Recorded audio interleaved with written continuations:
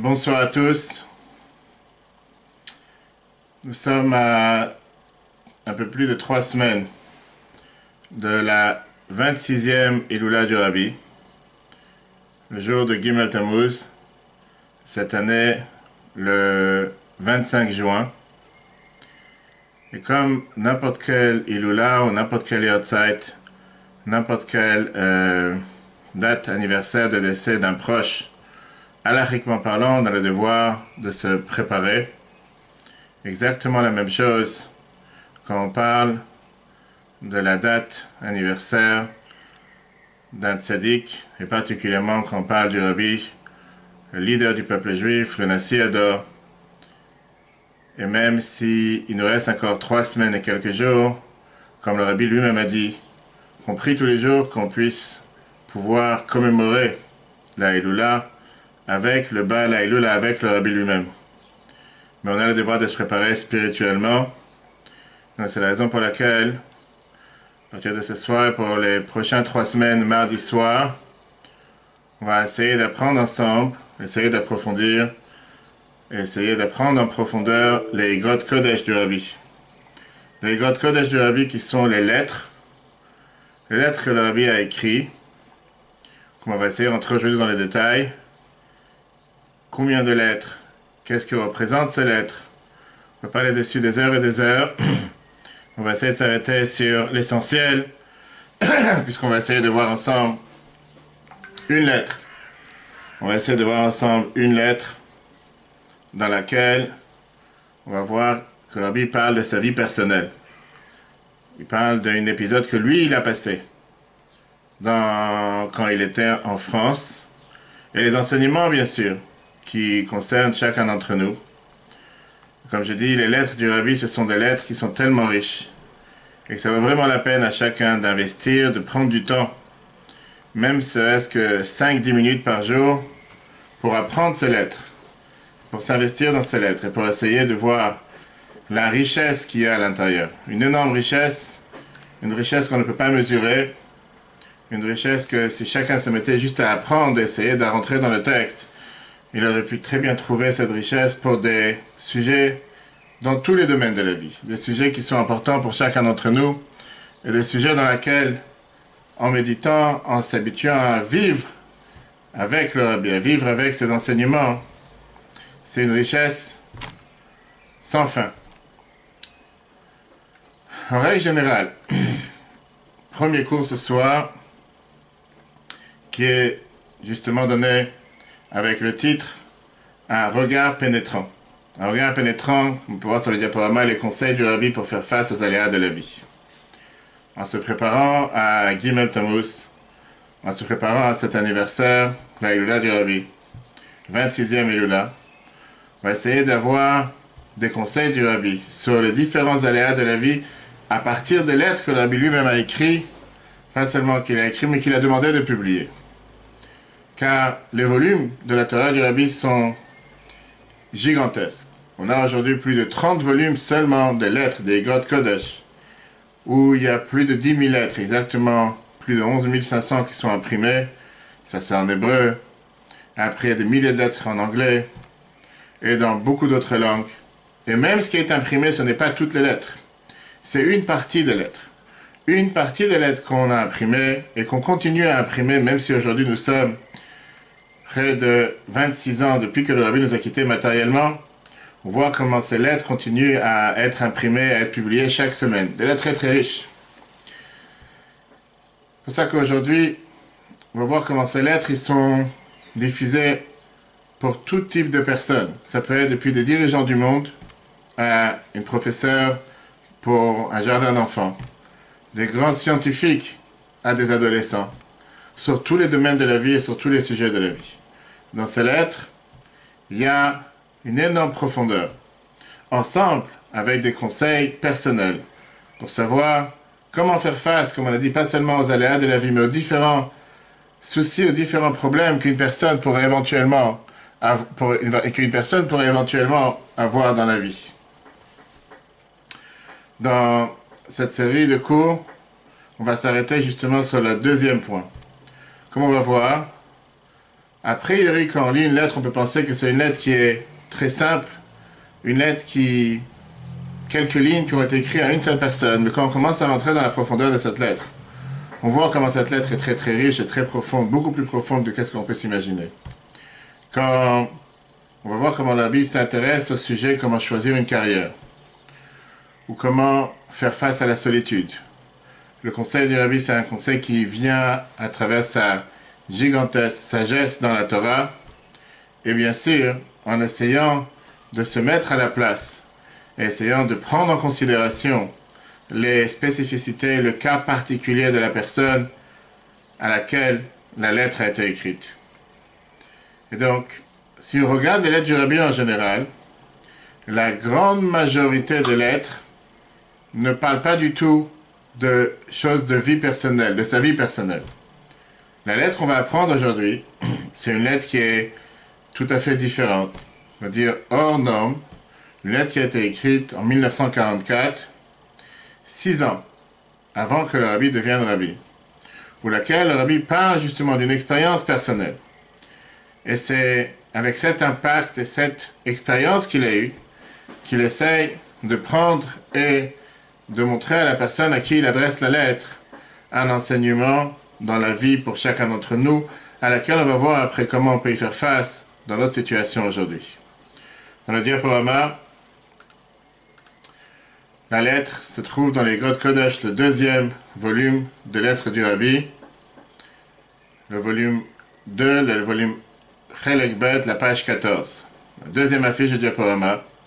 On voit la lettre, par la grâce de Dieu, le 3e jour de Hanouka, 5705, 13 décembre 1944.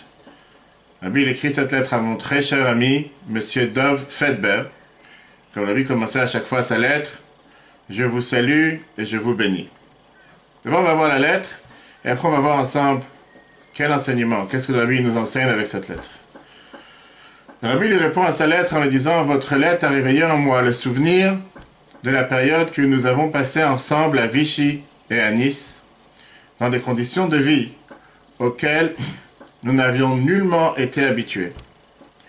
Lorsqu'un homme est arraché à l'environnement dans lequel il évolue depuis un certain temps, il doit nécessairement traverser une période d'adaptation aux conditions et aux exigences nouvelles.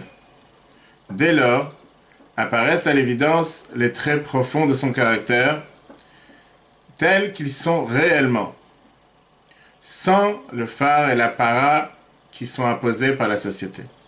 Je dis les mots que le Rabbi choisit, ce sont des mots tellement riches. Comme on l'a dit tout à l'heure, on va pouvoir adapter cette lettre à la situation actuelle du monde, même si le monde entier est en phase de déconfinement, avec ce que le monde a subi les derniers 2-3 mois.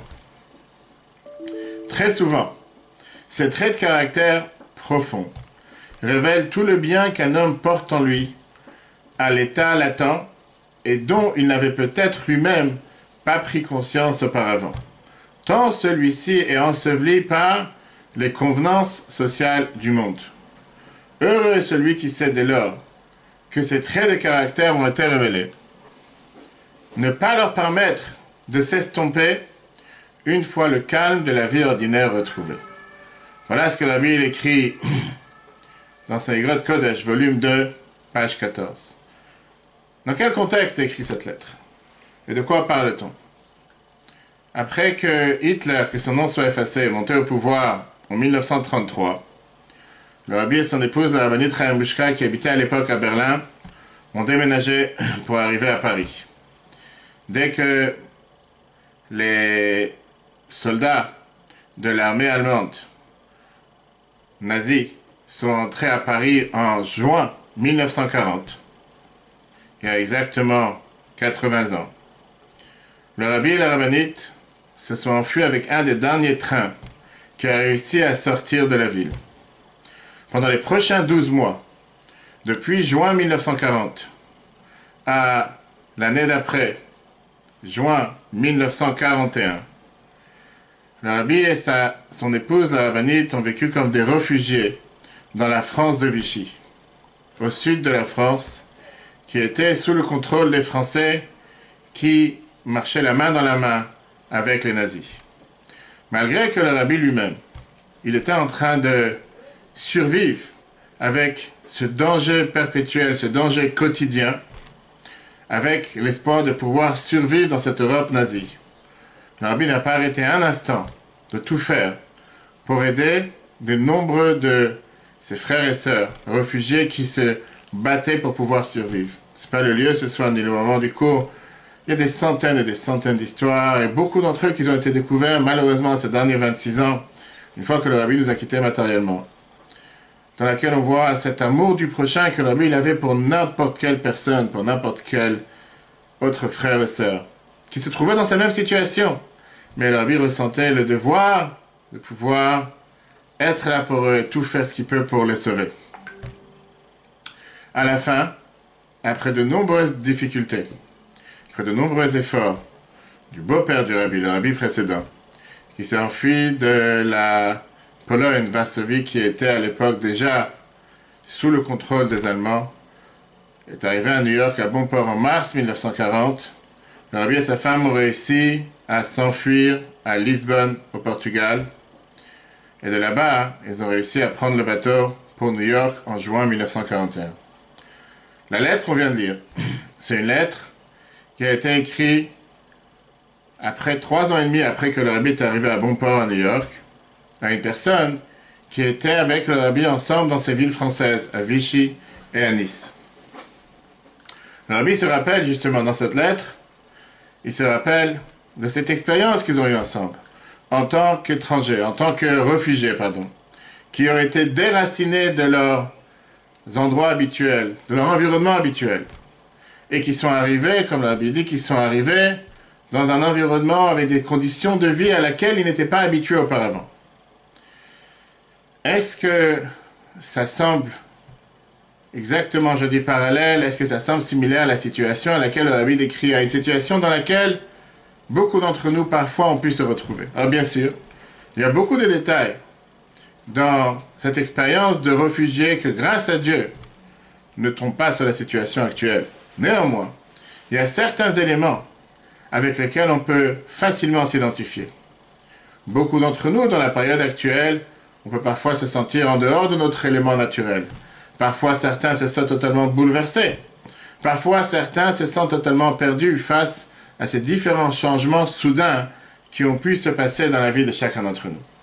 Dans le 3e diaporama, on voit Hillel Azaken, Hillel avait l'habitude de dire, comme on voit dans le chapitre de Maxime de nos pères Avot, Père Ekbet, chapitre 2, juste au-dessus, juste avant, Hillel Azaken avait l'habitude de dire dans la Avot, Maxime de nos pères, Mishnah 4, c'est le 3e diaporama, pas celui-là, et la phrase Al tifrosh min hatzibur. Hillel avait l'habitude de dire ne te sépare pas de la communauté. Qu'est-ce que ça veut dire ne te sépare pas de ta communauté? La phrase de Hillel, c'est une phrase qui est très connue, c'est une phrase, Hillel Azaken lui-même a vécu dans le siècle avant l'ère commun, qui est mentionnée dans les Maximes de nos pères, le 2e chapitre, qui vient exprimer une vérité profonde dans la situation, dans le monde dans lequel nous vivons. Une vérité qui est connue par n'importe quelle culture et n'importe quelle société. C'est très connu. La fameuse proclamation du grand philosophe grec Aristote, qui a dit comme quoi l'homme, de nature, est considéré comme une bête politique.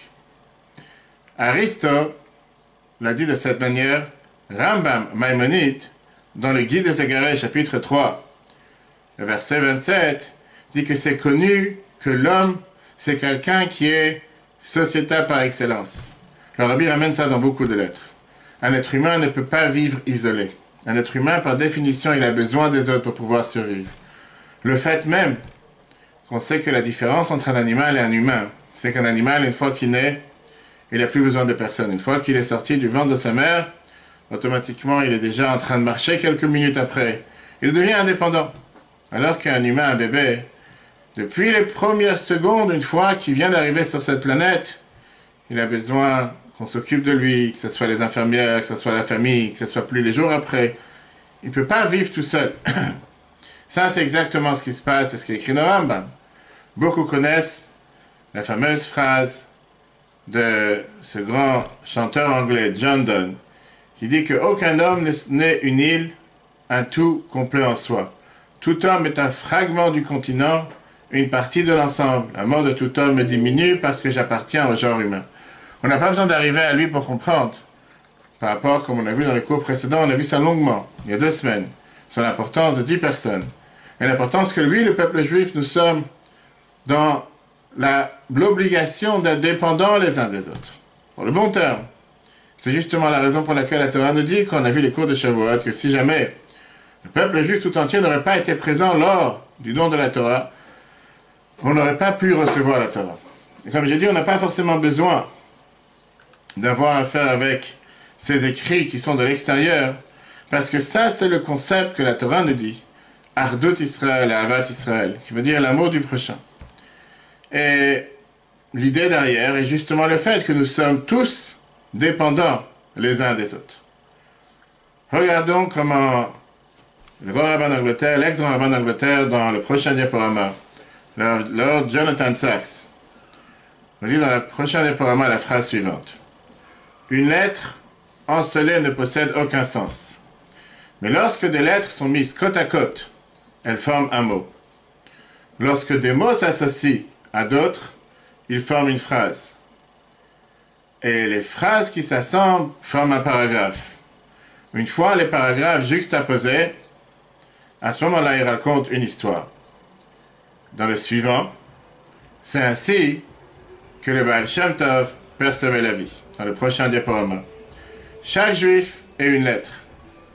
Chaque famille juive est un mot. Chaque communauté constitue une phrase. Et le peuple juif, dans une génération donnée, représente un paragraphe. Voilà ce que nous dit le grand rabbin Sacks, qui a rencontré à plusieurs reprises le rabbi, qui raconte justement comment, dans sa première audience avec le rabbi dans les années 60, quand il était un jeune étudiant à Cambridge, l'université de Cambridge en Angleterre, il ne pensait pas un instant, il avait plusieurs questions sur la foi, il se demandait qu'est-ce qu'il allait faire dans le futur. Il n'a pas pensé un instant que le rabbi allait lui faire un interrogatoire. Et la première question que le rabbi lui a demandé, quand il est arrivé en audience privée chez le rabbi, était « Qu'est-ce que vous faites pour la vie juive à Cambridge ?» Et il a dit, c'est ça qui a transformé sa vision des choses. Et qu'il est devenu quelqu'un qui avait un énorme admirateur du rabbi et du mouvement Chabad international. En disant à plusieurs reprises que le rabbi, la force qu'il avait, c'était d'avoir créé des leaders, d'avoir créé des chefs, de ne pas avoir créé des followers, de ne pas avoir créé des gens qui le suivent. C'est vrai que quand on reprend la première lettre qu'on a dit tout à l'heure, dans laquelle le rabbi s'adresse à son ami, on voit que ces liens sociétals dans lesquels nous avons, la famille, le lieu de travail, la communauté, et même l'interaction qui peut parfois paraître par hasard, même si on sait que chez nous il n'y a pas de hasard, avec des étrangers dans le lieu public, remplit un rôle essentiel dans le développement personnel, dans notre productivité. Et c'est pas étonnant que quand tout d'un coup on perd ce lien social, quand on perd toute cette liaison qui était présente dans nos vies, on se sent totalement perdu, on se sent totalement bouleversé. Il manque quelque chose d'important dans notre humanité. Le rabbi, néanmoins, le rabbi a cru dans la lettre que peu importe la situation dans laquelle tu te trouves, on a le devoir toujours de chercher le point positif. Malgré qu'on a été déraciné de notre communauté et de notre réseau social dans lequel nous étions, et ça c'est quelque chose de négatif, comme le rabbi décrit dans sa lettre, en faisant référence à son ami, ou à ce juif qui a vécu avec lui à Vichy et à Nice, le rabbi dit quand même, il y a ici aussi un point positif. Quel est le point positif? Parce que la société, la communauté, pas seulement nous demande, ou bien nous donne, un sens d'appartenance, un certain soutien, mais il y a aussi certaines demandes. Et ces certaines demandes, parfois, c'est des demandes qui sont utiles, qui nous poussent à essayer de faire le meilleur de nous-mêmes. Parfois, ça peut avoir une influence contraire. Parfois, elles peuvent rabaisser, elles peuvent affaiblir ce qui est le meilleur à l'intérieur de nous. Parfois, elles peuvent nous faire peur de ne pas nous laisser s'exprimer avec le meilleur de nos potentiels et le meilleur de nos valeurs. Et c'est justement ce qui se retrouve dans un moment comme on vient de passer les derniers 3 mois, avec ce confinement et avec cette épidémie dans le monde, mais surtout le fait que les gens ont pu méditer sur ce qui était le plus important. Qu'est-ce qui est sincère, qu'est-ce qui est réel, qu'est-ce qui est vital, sur quoi, quelles sont les vraies valeurs, sur quoi mettre l'accent, sur quoi se focaliser. Et rappelons-nous, comme on va continuer juste après, comment le Rabbi décrit dans sa lettre, que toutes ces choses bien positives qu'on a découvertes en étant déplacés de la situation normale dans laquelle on se trouve, on a le devoir de s'assurer qu'ils ne s'estompent pas et qu'ils ne s'arrêtent pas une fois que la situation ordinaire revient. Ce qui est en train de se passer aujourd'hui, qu'on retourne dans un monde normal, mais justement, ne perdons pas ces qualités qu'on a acquises pendant que c'était une situation pas normale.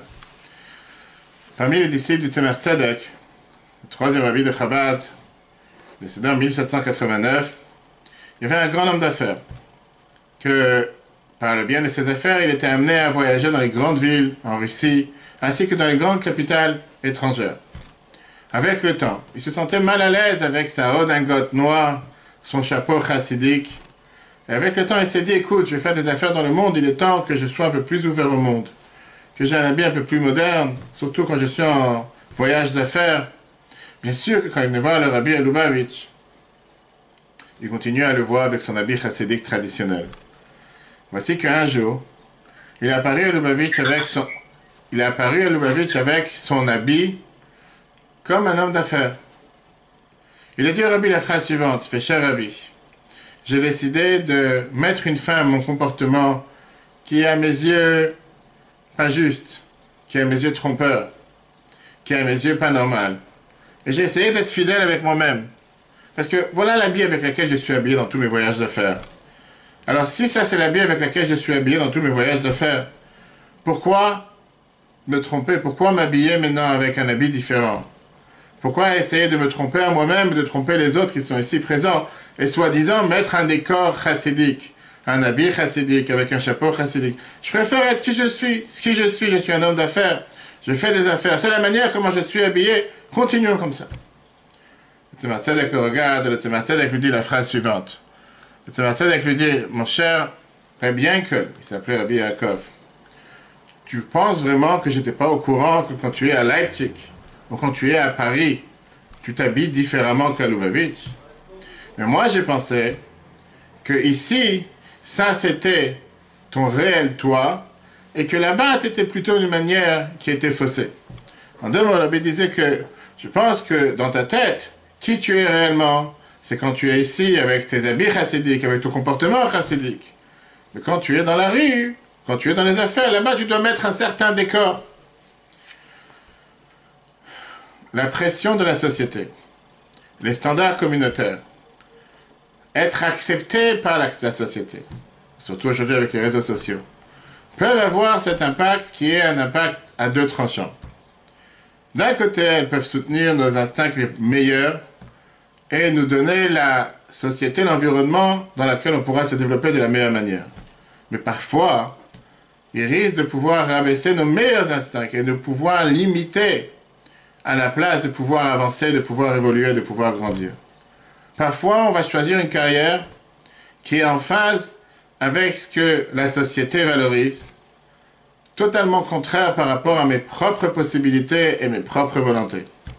Parfois, on va même éviter de vouloir avancer spirituellement parce qu'on a peur de qu'est-ce que les autres vont dire de moi ou qu'est-ce que les autres vont penser de nous. C'est sûr qu'on a le devoir de trouver le juste milieu. On a le devoir de s'assurer qu'il y ait un équilibre entre le moi par rapport à la société et le moi interne, qui je suis réellement au fond de moi-même. La phrase de Hillel qu'on a mentionnée tout à l'heure, qui a dit ne pas se séparer de la communauté.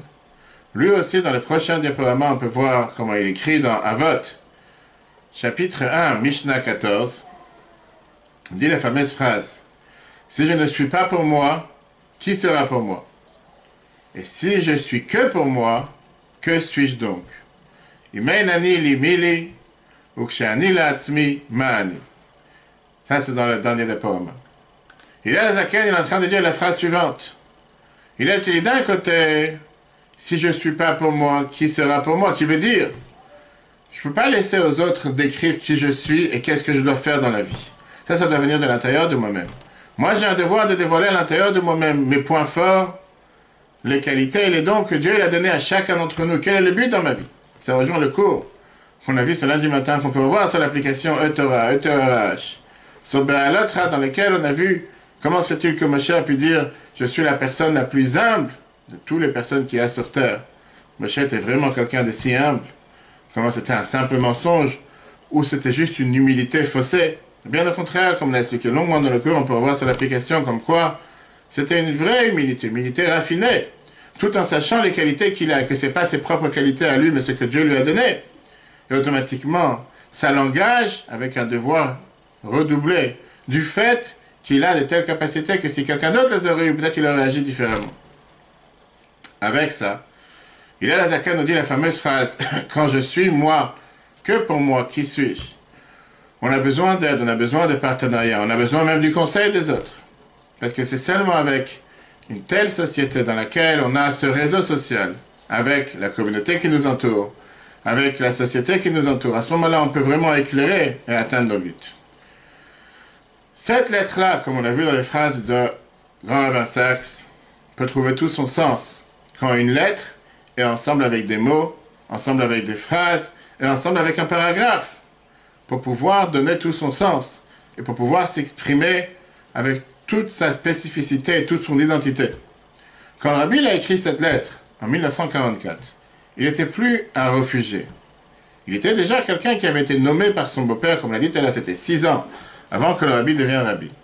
Mais il était déjà nommé par son beau-père, qui était le Rabbi précédent, pour être à la tête de toutes les institutions éducatives, qui étaient les institutions éducatives Chabad, de Chabad, Lubavitch, de tout ce qui était la publication de tous les livres en différentes langues. Ces institutions qui après ça se sont développées, qu'est-ce qu'on sait aujourd'hui, en des milliers de centres Chabad à travers la planète. Ce qui était le point fort, ce qui était le début de tout ce qui était la renaissance de la vie juive à travers le monde. Donc la vie était déjà revenue à une situation communautaire. Mais en même temps, en 1944, valoriser encore la période comme il écrit dans sa lettre, comme on vient de voir, c'est pas seulement la spécificité qu'il y avait dans l'époque où il était en tant que réfugié. Mais la Bible écrit très souvent ces traits de caractère profond révèlent tout le bien qu'un homme porte en lui à l'état latent et dont il n'avait peut-être lui-même pas pris conscience auparavant. Tant celui-ci est enseveli par les convenances sociales du monde. Dans cette lettre, il écrit comme quoi se sont dévoilées certaines qualités du caractère profond d'une personne, à l'état pur, qui ne sont pas faussées par les attentes de la société. Ça, c'est un moment de clarté. Quand on réussit à s'attacher à qui nous sommes réellement. Et qu'est-ce que nous sommes? Les causes qui forment ces moments, parfois, sont moins idéales que ce qu'on aurait espéré. Mais quand on se trouve dans de tels moments, le Rabbi nous apprend comme quoi on a le devoir de les utiliser au maximum. Les utiliser au maximum de la meilleure manière possible. Comme on l'a dit, même dans une situation la plus noire, faire en sorte que ce soit une situation avec des enseignements positifs. Et comme le Rabbi termine, heureux est celui qui sait, dès lors que ces traits de caractère ont été révélés, ne pas leur permettre de s'estomper une fois le calme de la vie ordinaire retrouvé. Parce que parfois, une fois que le monde retrouve une phase normale, à ce moment-là, on peut parfois tout à fait oublier. On peut oublier la situation dans laquelle nous étions à un moment difficile et parfois se dire, revenons à la norme. Et comme aujourd'hui, le monde a l'habitude de dire, revenons, le monde est en train de revenir au nouveau normal. Et c'est pour ça que la Bible termine dans cette lettre, heureux celui qui est capable de garder ces points positifs qu'il y avait pendant la situation qui n'était pas normale et les adapter une fois que le monde est retrouvé à une vie ordinaire. Si on regarde la situation actuelle dans laquelle le monde se trouve, et s'est trouvé les derniers mois, personne n'a choisi d'être dans une telle situation. Jusqu'à présent, le fait de rencontrer des gens, de ne pas pouvoir se serrer la main, s'embrasser, s'enlacer, c'est vrai que parfois ça peut paraître tellement bizarre. C'est vrai que le fait d'être tellement éloigné, parfois, cet éloignement social est totalement contre nature. Contre nature, contre l'idée même de qu'est-ce qu'est la communauté juive, le peuple juif. Arevim zelazé, le fait d'être mélanger les uns les autres, être garant les uns pour les autres, être sociable tout court. Et parfois, on n'aurait jamais choisi soit des tragédies personnelles, soit des difficultés financières, soit cet isolement et ce confinement sentimental dans lequel beaucoup d'entre nous se sont trouvés subitement. Mais le rabbi, en regardant cette situation qui était 1000 fois plus difficile, en étant à Vichy et à Nice, le rabbi a regardé dans cette situation qui était des grands défis, un tremplin et une chance, comment bénéficier, comment regarder avec un œil positif et l'utiliser pour l'avenir. Et ça peut être parfois un moment de libération, beaucoup plus qu'un moment d'inquiétude. Parce que parfois, oui, dans la société ou dans la vie, on peut avoir une pression de la société. On peut se dire, mais on doit marcher avec un masque, les différents fonctionnements, comment fonctionnent différents bureaux, différents magasins. On peut regarder les choses superficiellement.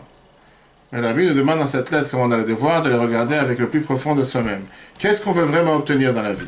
Quelle est la meilleure situation dans laquelle on peut évoluer et surtout utiliser les capacités et le don que Dieu a donné à chacun d'entre nous? Est-ce que nous sommes vraiment fidèles au but pour lequel Dieu nous a créés? Personne ne peut savoir aujourd'hui quand le monde reviendra totalement à la norme comme c'était avant. Mais c'est sûr que ça va se passer avec l'aide de Dieu. Plus proche et plus rapidement que qu'est-ce qu'on pense. Et quand ça va se passer, comme le rabbi dit, soyons intelligents, heureux celui qui sait, dès lors que ces traits de caractère sont révélés, ne pas leur permettre de s'estomper une fois le calme de la vie ordinaire retrouvé. On va recréer ces liens de société, on va recréer ces liens avec la famille, avec la communauté, avec les amis qui nous aident à grandir. Mais rappelons-nous, qu'est-ce qu'on a appris pendant ce moment difficile? Ça, c'était cette lettre du volume 2, page 14 de God Kodesh. Je vais aussi partager avec vous aujourd'hui. Nous sommes le 17 Sivan. Et à plusieurs reprises, à cette période de l'année, l'armée avait l'habitude de recevoir des étudiantes qui venaient de terminer le cursus scolaire avant de recevoir le diplôme, on appelle ça en anglais de graduation. L'armée les recevait dans la grande choule en bas, dans la grande synagogue du 770. Et cette année, ça correspond exactement à la même année en 1989, mardi de la paracha Be'alotra dans laquelle nous sommes aujourd'hui. On a vu leur attirer des enseignements à ces filles, des élèves de Beth Rivka aux États-Unis, ainsi que les monitrices des centres d'été, puisqu'en règle générale, dans une semaine ou deux, commençaient toutes les colonies de vacances, etc. Le rabbi s'adressait particulièrement à ces filles, jeunes femmes, futures mariées, avec des enseignements richissimes qui, bien sûr, ne sont pas seulement pour eux, mais pour chacun d'entre nous. Voici les enseignements que le rabbi a tirés en 1989 pour le jour dans lequel nous nous retrouvons aujourd'hui, mardi de la paracha Be'alotra 17 Sivan. D'abord, nous sommes dans le 3e mois, le mois du Matan Torah. Dans ça même, c'est un lieu dans lequel on apprend la Torah, un lieu où on fait la prière. Regardons les détails dans lesquels, puisque nous allons maintenant arriver dans une période d'été, après avoir fait terminer une certaine phase importante dans les études, commence maintenant la phase de longue été. Automatiquement, on est libre de certains sujets qu'on doit apprendre toute l'année. Important d'utiliser ce temps pour ajouter dans les choses du judaïsme, Torah et mitzvot, crainte de Dieu, amour de Dieu. Particulièrement, quand la vie s'adresse à ces filles-là, de s'occuper de l'éducation, guider les enfants, d'utiliser le temps maximal de l'été pour ajouter dans la Torah et le judaïsme. Faire avec connaissance en sachant que quelle est la vraie liberté, quel est le vrai chofesh, quelle est le vrai vacances pour un juif. C'est ça qui rajoute dans cette, si on peut dire, servitude envers Dieu. En réalité, comme la Mishnah nous dit, la personne la plus libre est celui qui respecte les valeurs de la Torah. Et surtout, puisqu'il parle à des futures jeunes femmes, se préparer pour le rôle essentiel au moment venu, que chacune sera une akeret habayit, sera une maîtresse de maison dans sa propre maison, que toutes les choses de la maison seront imprégnées de valeurs de la Torah et du judaïsme. À plus forte raison, les membres de la maison, jusqu'à un bébé qui vient de sortir sur terre, qui vient d'arriver sur terre, que depuis le premier jour, il a déjà acquis toute la Torah. Avoir une influence en dehors de la maison, dans le monde entier, rendre ce monde un monde meilleur, une résidence pour Dieu. Quelle est la particularité du jour? Nous sommes d'abord le 17. On sait très bien que le 17, comme tout dans la Torah, a une allusion et une gematria, un compte numérique. 17, c'est le compte numérique Tov, qui veut dire le bien. Et on sait très bien que le bien, Ein Tov est la Torah. Le bien représente la Torah. Le jour de la semaine, nous sommes aussi mardi. Mardi est attaché avec un double bien, parce qu'on sait très bien que c'est le jour, comme Rashi nous dit dans Bereshit, Shehur Pal Bokitov, que Dieu à 2 reprises a dit bien. Et le chiffre 3, mardi, représente aussi sur pas seulement la perfection de la création, mais on sait que la création est divisée par 3. Il y a l'existence même, le lieu est celui qui a créé le monde, qui est Dieu. Tous ces sujets-là se réunissent dans le même jour. Mais on a le devoir d'apprendre le morceau de la paracha que nous lisons aujourd'hui, puisqu'on sait que la Torah, c'est aussi un enseignement. Aujourd'hui, nous lisons la paracha Be'alotra et Tanerot. Le devoir de faire lever les bougies, de préparer le candélabre qu'il y avait dans le temple. Les bougies font allusion à la Neshama. La bougie de Dieu, c'est une Neshama d'un homme. À plus forte raison, dans la menorah, il y avait 7 bougies. C'est que le peuple juif est divisé de 7 manières, comme on l'a expliqué longuement dans les cours de cette semaine et la semaine dernière. On peut revoir sur l'application E-Torah. 7 sortes de servir Dieu. Il y a quelqu'un qui sert Dieu par amour, quelqu'un qui sert Dieu par crainte. Et en plus que dans le temple où qu'a créé le roi Salomon, il y avait 10 ménorotes, 10 candélabres, qui montraient sur la perfection du peuple juif avec les différentes 10 sortes. Qu'est-ce que ça veut dire? La traite anérote, que notre devoir, c'est chacun doit allumer sa bougie. Soit sa bougie, soit une autre bougie, une autre neshama. Et s'assurer jusqu'à ce que, comme c'est écrit dans la paracha de cette semaine, Be'alotra et Tanerot, jusqu'à ce que la flamme monte d'elle-même. L'influence sur l'autre doit être d'une manière que la personne en lui peut déjà monter tout seul et puisse lui aussi évoluer tout seul. Jusqu'à ce que lui aussi puisse influencer les autres. Et c'est un enseignement majeur quand on parle des filles du peuple juif. Pourquoi? Parce qu'ils ont le rôle d'éclairer l'entourage, de faire en sorte d'éclairer un autre juif, d'avoir un impact sur un autre juif. Un autre enseignement que nous avons aujourd'hui. On sait que la paracha est divisée en 7 paragraphes. Et aujourd'hui, nous lisons le paragraphe qui est de mardi à mercredi. Alors que dans ce paragraphe, on parle du sacrifice de l'agneau pascal. On parle du deuxième sacrifice, du deuxième agneau pascal, l'enseignement. On a parlé longuement dans les cours précédents sur la période dans laquelle il y avait certains qui ont demandé à Dieu comment se fait-il qu'on n'a pas pu amener le premier sacrifice. Pourquoi nous allons perdre la possibilité d'amener le sacrifice de l'agneau pascal? Et Dieu a donné la deuxième chance de pouvoir rattraper avec le Pesach Sheni. Et l'enseignement qu'on apprend dans le Chumash aujourd'hui, c'est comme quoi il n'y a jamais rien de perdu. On peut toujours réparer. Même quelqu'un qui n'a pas pu amener le sacrifice de Pesach en son temps, on peut toujours réparer et amener un deuxième Pesach. Et cet enseignement, il n'est pas seulement pour les choses proches comme un Pesach, deuxième Pesach qui répare le premier Pesach, mais même pour des choses qui sont dans une période lointaine, jusqu'à que dans toute sa vie. Même un juif qui se trouve le dernier jour de 120 ans, Dieu le bénit avec une longue vie, une bonne santé, lui donne la force de réparer tout ce qu'il a pu faire ou perdre depuis le premier instant qu'il est né, qu'il est arrivé sur le monde et que son neshama est arrivé. Que par ça, il vit et il bouge et il voit ce qui se passe autour de lui et il donne une satisfaction à ses parents et à ses grands-parents. Dieu assure qu'il n'y a rien qui est perdu. Même à l'âge de 120 ans, on peut réparer tout ce qu'on n'a pas pu faire comme on aurait dû faire depuis l'âge 0. Et bien sûr, Rabbi termine dans son discours ce soir en 89, tous ces enseignements de la Torah, on doit les faire avec joie, avec enthousiasme. On dit Besimcha, Tuv Levav, avec le mauvais penchant et le bon penchant. Et ça, c'est particulier dans le fait que nous sommes, comme on l'a dit tout à l'heure, le 17 du mois de Sivan, pas seulement le 17 du mois de Sivan, le 17 qui veut dire bien, mardi qui est double bon, et on est dans le mois où on a reçu la Torah. Que Dieu fasse que chacun puisse accomplir cet enseignement de Pesach Sheni, de rajouter cette perfection dans l'étude de la Torah et la pratique des mitzvot, en essayant d'allumer sa propre bougie et d'allumer les bougies des autres. Et grâce à ça, par ça qu'on s'occupe d'une chose pareille, à ce moment-là, on va mériter très prochainement, à la venue de Mashiach, en ce qui nous concerne, avant la Iloula du Rabbi, la 26e Iloula, le 3 Tammuz, qu'on puisse se revoir tous ensemble avec le Rabbi, avec tous nos chers, nos êtres chers, et tous ceux qui nous ont quittés, qu'en attendant, tous ceux qui ont besoin de refouach shlema, comme Léa Batsipora, à laquelle est dédié le cours, puissent avoir une longue vie et une bonne santé. Le cours sera replay sur l'application eTorah. La semaine prochaine, mardi, on continuera avec une deuxième lettre, par rapport justement à l'enseignement, par rapport à ses propres traits de caractère. Et quel enseignement il a attendu de chacun d'entre nous. Qu'est-ce qu'on doit faire avec ces traits de caractère que nous avons? Mais comme je vous ai dit, ces lettres du Rabbi sont tellement riches. Aujourd'hui, il y a les applications avec Igot Kodesh, il y a les livres.